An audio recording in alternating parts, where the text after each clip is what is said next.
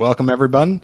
Today I'm talking to Damian Erskine, a very talented musician with an impressive founder and creator of basseducation.com, an online bass academy with over 150 members built with MemberSpace. He's also the author of 2 books, a contributor of several music magazines, and a prolific MemberSpace community member. Welcome to the Membership Maker podcast, Damian. It's great to have you here. It's great to be here. Thank you for having me, and thank you for MemberSpace. You guys have been wonderful. Glad to hear it. You provide different formats and diverse types of content to your members, including videos, ebooks, toolpaths, and other helpful resources. How important is it to you to offer various content formats to your members and your business? I found it to be crucial, especially in an educational site. Everybody learns differently. Everybody assimilates information differently. So I've tried to strike a balance between providing enough diversity of approach for people while also keeping things kind of streamlined and efficient. And I don't want the site to get cumbersome or difficult to use. I want people to find what they want and get there quickly. Thankfully, some of my members were web developers and educators themselves, and they helped me to streamline the website a little bit. But so I basically, I have my standalone lessons, and then I have modules, which are essentially courses. And then I developed learning paths, thinking that, some people, everybody has different goals for their instrument. Maybe somebody wants to be a freelance professional like me, or maybe somebody just wants to get a little better at jamming with their friends on the weekends. So I encourage my students to think about their end game. Who do you want to be when you grow up with your musical self? And then tried to create paths that through the material that lead to those places. So I basically have 3 primary ways to access my information.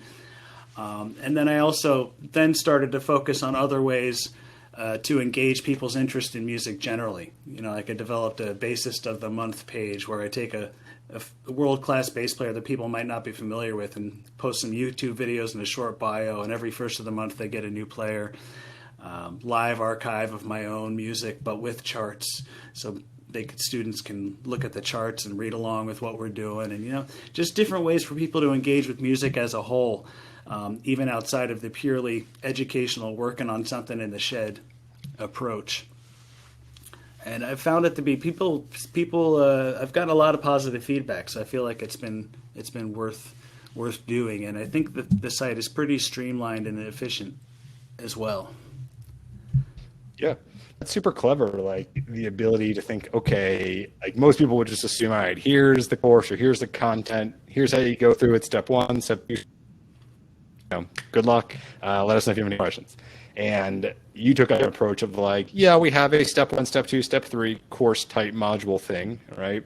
But then there's also, well, maybe that's not how you learn, or maybe that's not what you want. Maybe you don't want some exhaustive lessons. Like you said, maybe I just want like 5 videos or something for some quick tips for me to improve with playing with my friends on the weekend. So I just think that's really smart to kind of meet your members where they are and what they want, which is, it sounds like obvious. Like, yeah, you should definitely listen to what members want.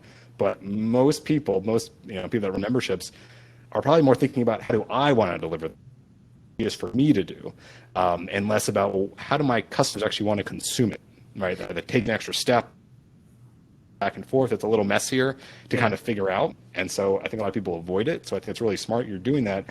Is that something you got from feedback you got from folks, or is that just something intuitively you knew? That was something I gleaned from my own personal experience, because I'm a music school dropout. I did not understand the information in the way it was presented to me in a collegiate setting.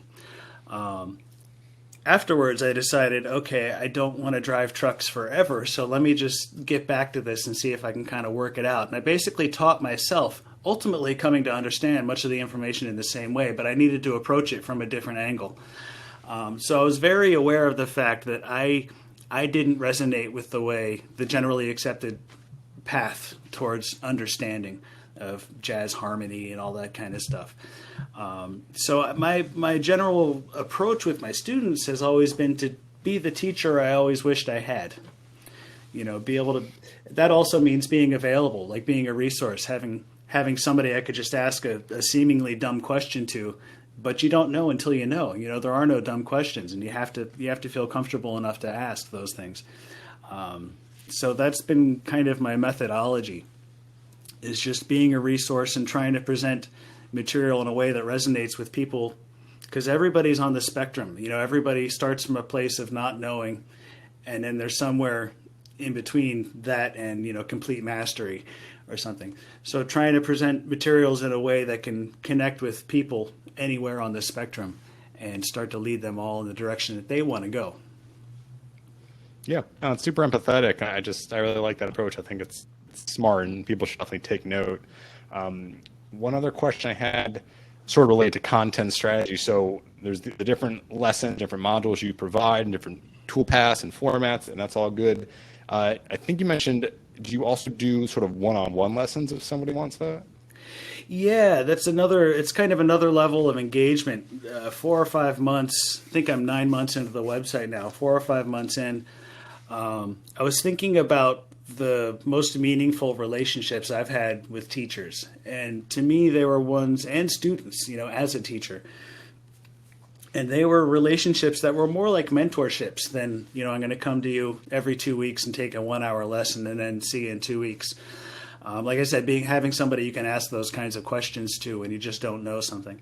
So I actually created a mentorship tier on the website, which is more. It's $125 a month, but that gives, at that level, you have anytime asynchronous, is the term I learned, ability to communicate with me either via video. I have a number of different ways we can communicate. There's lessons every 2 weeks, and then kind of a constant feedback. They can send me content. I can make suggestions like, try it like this, you know, maybe focus on your articulation when you play this passage in this way.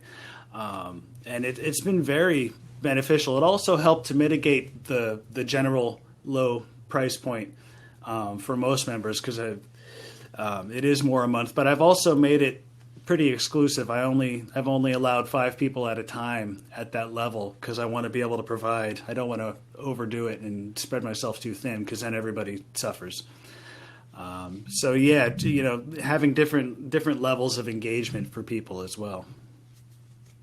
Yeah, and it's also a way to, like you said, offer the other content to like the masses at a very reasonable price, and then for folks that can afford it and want to pay a premium, there's the one-on-one, which is maybe a way to kind of have, but you know, your cake and eat it too. Provide a nice, reasonably priced thing to people, but hey, you know, here's a really high profit part of the business, which is just one-on-one lessons. So I think that's a nice way to kind of marry those two ideas together. Yeah, and a lot of my members have wound up taking occasional private lessons with me as well. I put a separate members store on my site where people can just book lessons with me, you know, either half-hour or 1-hour lessons, and people have taken advantage of that, and it's great. It's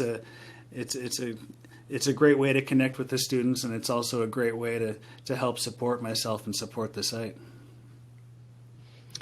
Thanks for taking the time to talk with us, Damian. We really appreciate it. Would you like to share any resources or recommendations for folks that are trying to learn more about base education?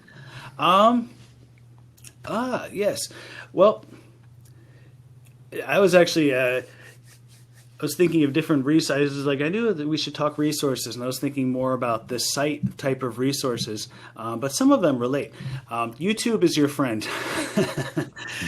If you have a question, search for it on YouTube. I've learned how to do everything from fix my dishwasher to fix my roof to learn how to play Teen Town on the bass. YouTube is your friend. One suggestion I wanted to make to member space people and anybody interested in this kind of thing is, in research, one of the mistakes I made early on, you know, I'd be researching a lot of apps to use for one service or another, one functionality or another. And I made the mistake of just, well, it's cheaper if I do the annual plan. Let me just do that, only to realize that service, there was some kind of deal-breaking obstacle with that service. Oh, I can't actually do this. And then I wound up wasting that much money. So I would encourage people to explore sites, even if you're paying more. First, do the monthly plan, make sure the thing really works for you, and then upgrade to an annual plan. With regard to bass players, I would encourage everybody to reach out to me if you have any questions first and foremost. But I tell all my students, the best thing you can do is think about the type of player you want to be. You know, think about your idols, who you want to sound like, what you want to do. And I think this probably relates to beyond just the musical realm. And then reverse engineer that process a little bit. You can look at that player and think, okay, that type of player probably needs to know, you know, how to read music, stylistic diversity if they want to be a session musician, whatever it is, and reverse engineer your shed process and devote your time to your weaknesses. You know, prioritize your shed time or your study time when building a site based on what's most important to you and your goals. Don't feel like you need to be able to do everything, be able to know everything. Just focus on what you actually want to achieve and what's going to help you get from point A to point B as efficiently as possible. Great. And what's your website URL again? Baseeducation.com. Great.